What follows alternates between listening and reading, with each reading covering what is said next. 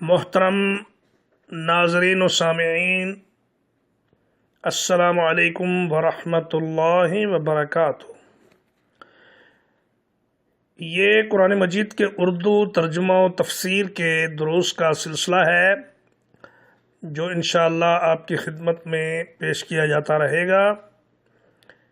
یہ قرآن مجید کے آخری 10 پاروں کی تفسیر ہوگی اور اس کا نام ہم نے رکھا ہے عمدۃ التفسیر فی الثلث الاخیر من القرآن الکریم۔ سماعت فرمائیے۔ الحمدللہ نحمدہ ونستعینہ ونستغفرہ ونؤمن بہ ونتوکل علیہ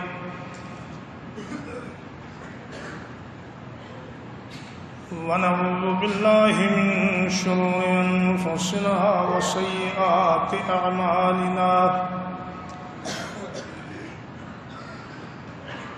وأشهد أن لا إله إلا الله وحده لا شريك له وأشهد أن محمدا عبده ورسوله أما بعد فقال الله تبارك وتعالى في كلامه المجيد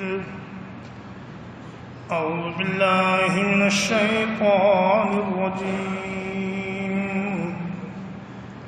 ألم تر أن الله يولج الليل في النهار، کیا آپ نے نہیں دیکھا کہ اللہ تعالی رات کو داخل کرتا ہے دن میں، وَيُولِجُ النَّهَارَ فِي اللَّيْلِ، اور دن کو داخل کر دیتا ہے رات میں، وَسَخَّرَ الشَّمْسَ وَالْقَمَرَ، اور سورج اور چاند کو اس نے فرما بردار بنا دیا، کل یجری الی اجل مسمی،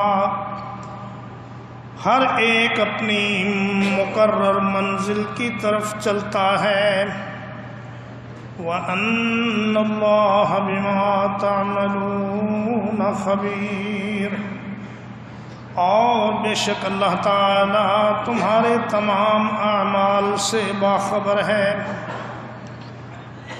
ذالک بأن اللہ هو الحق، یہ اس لیے ہے کہ اللہ ہی حق ہے، وَأَنَّ مَا يَدْعُونَ مِن دُونِهِ الْبَاطِلُ، اور اللہ کے سوا جس کو پکارتے ہیں وہ سب باطل ہیں، وَأَنَّ اللَّهَ هُوَ الْعَلِيُّ الْكَبِيرُ، اور بے شک اللہ تعالی بلند ہے، بہت بڑا ہے۔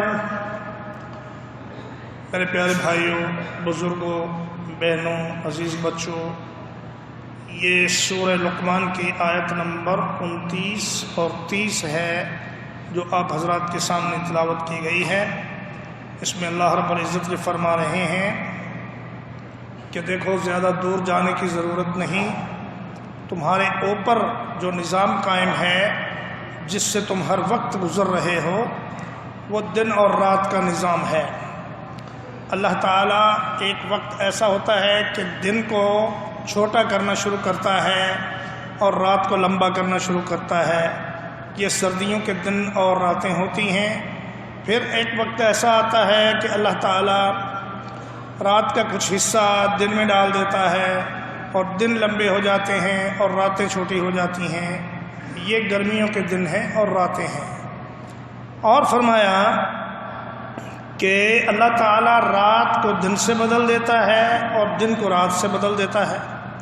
ہے کوئی طاقت اللہ کے سوا جو رات کو دن بنا دے اور دن کو رات بنا دے؟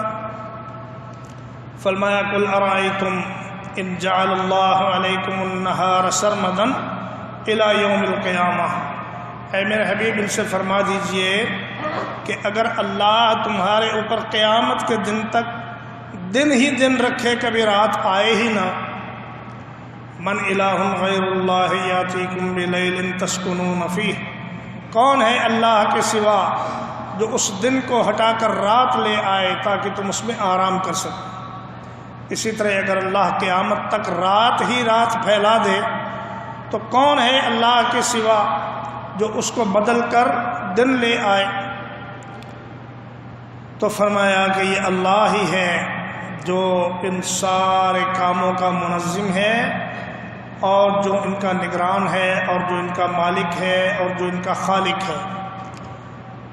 فَمَا كُلٌّ وَسَخَّرَ الشَّمْسَ وَالْقَمَرَ، اللہ نے سورج کو اور چاند کو تمہارا مطیع بنا دیا، وہ تمہارے لیے کام کرتے ہیں، تمہارے لیے طلوع ہوتے ہیں پھر غروب ہوتے ہیں، الی اجل مسمی، ہر ایک اپنی مقرر منزل تک پہنچ کر اس کے بعد پھر وہ غروب ہوتا ہے یا طلوع ہوتا ہے۔ کبھی ایسا نہیں ہوا کہ کہا جاتا ہو جی کہ آج کا سورج آدھا گھنٹہ دیر سے نکلے گا یا آج سورج 1 گھنٹہ تاخیر سے غروب ہوگا۔ یہ نظام اتنا ایکوریٹ ہے، اتنا دقیق ہے کہ اگر آج 28 اپریل ہے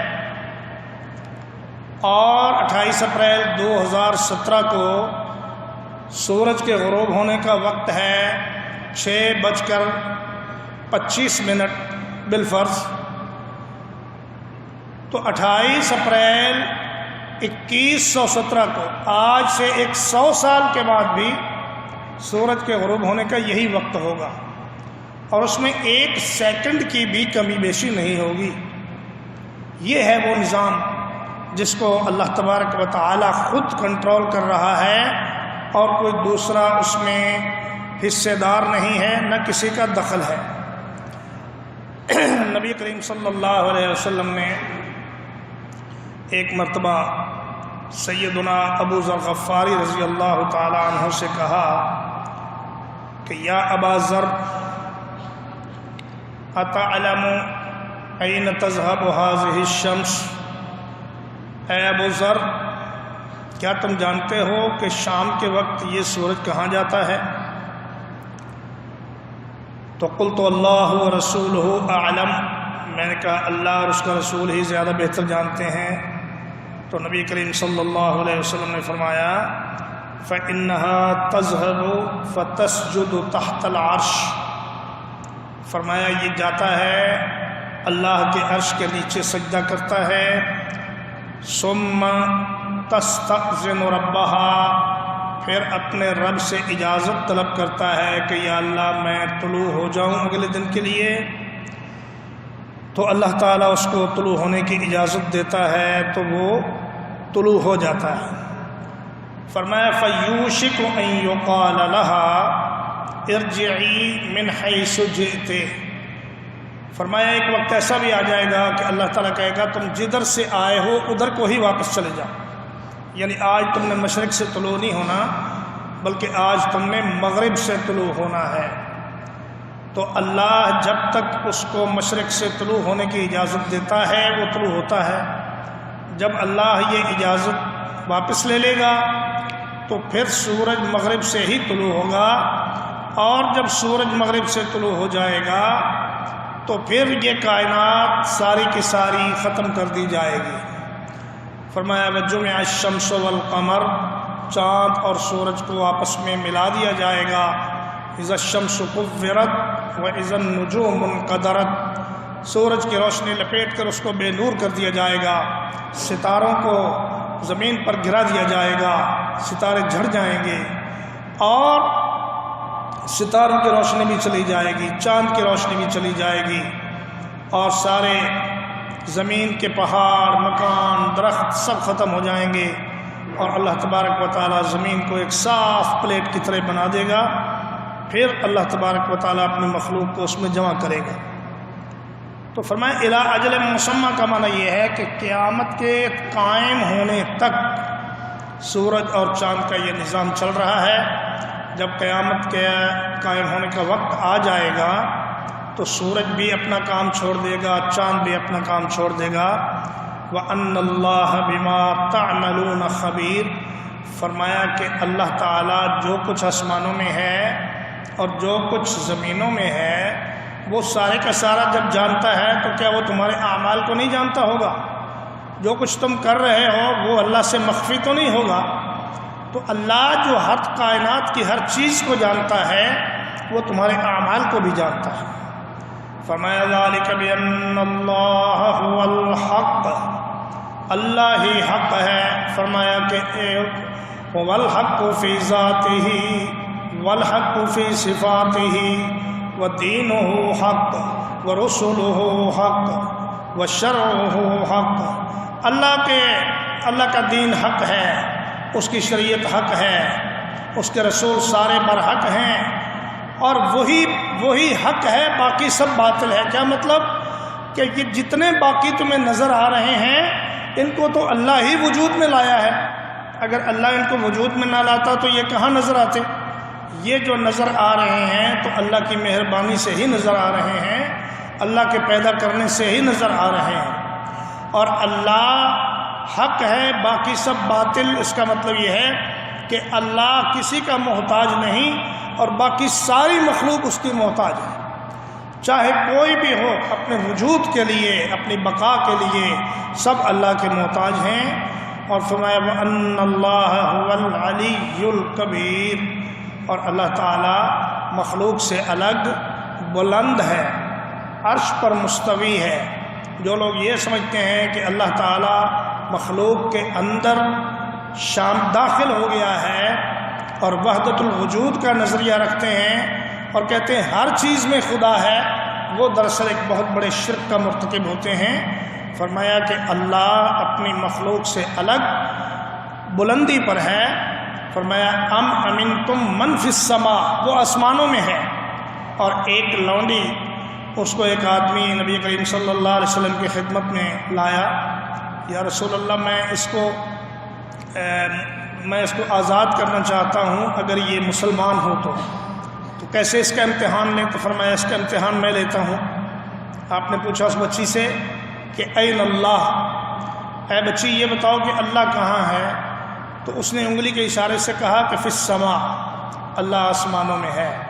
تو نبی کریم صلی اللہ علیہ وسلم نے فرمایا کہ اعتقھا فانھا مؤمنہ، فرمایا اس کو آزاد کر دو، یہ مومن لڑکی ہے، اس کا عقیدہ یہ ہے کہ اللہ تعالیٰ عرش کے اوپر مستوی ہے۔ تو اللہ اپنی مخلوق سے الگ، اللہ کی ایک ذات ہے جو مخلوق سے بالکل الگ تھلگ ہے، اور وہ عرش کے اوپر مستوی ہے، اس کی کوئی بھی صفت مخلوق کے ساتھ مشترک نہیں ہے، نہ کوئی اس جیسا ہو سکتا ہے، نہ وہ کسی جیسا ہے، نہ اس کی کوئی اولاد ہے، نہ وہ کسی کی اولاد ہے، نہ اسے بھوک لگتی ہے، نہ اسے پیاس لگتی ہے، نہ اسے نیند آتی ہے، نہ اسے اولاد کی حاجت ہے، نہ اسے بڑھاپا آتا ہے، نہ اسے موت آتی ہے۔ وہ جب سے کائنات ہے اس سے پہلے بھی وہی تھا، اور جب یہ کائنات نہیں ہوگی اس کے بعد بھی وہی ہوگا۔ یہ اللہ کے بارے میں عقیدہ رکھنا چاہیے۔ اقول قولی ھذا واستغفر اللہ لی ولکم ولسائر المسلمین۔